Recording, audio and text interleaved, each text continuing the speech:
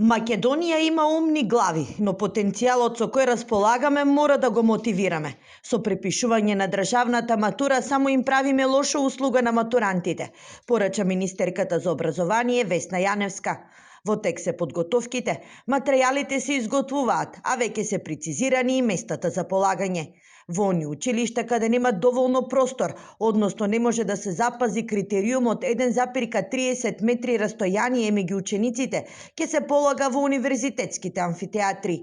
Мобилните телефони се строго забранети, се со цел да нема припишување. Тоа е исто прилика да повикам на свесност и на учениците, и на родителите, и на тестаторите, дека овозможувајќи им на учениците, народски кажано, да препишуваат, им правиме штета, а не добро.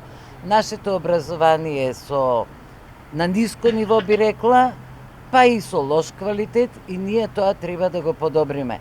Иднината на Македонија е во умните глави на Македонија, кои ги има.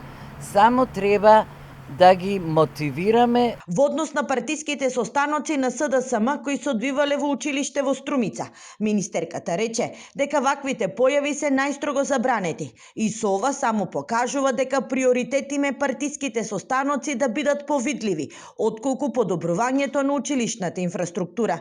Јаневска во Штип направи увид во проектот едносменско работење, како и во новите простории адаптирани за целодневна настава за над 80 деца. 4 простории се реконструираа заедно со тоалетите, заедно со ходниците, но не е само оваа инвестиција која што ја реализираме заедно со Министерство за образование и со подршка на Министерството.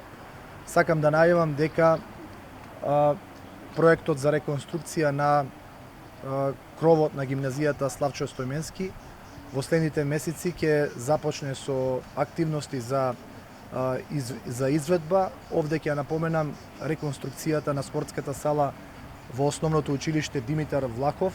Што се однесува до проектот едносменско работење во училиштата, во моментот во државата над 151 училиште работат во една смена, додека 245 се уште се двосменски. За целосно да се имплементира овој проект, треба да бидат изградени уште 300 училници низ целата држава.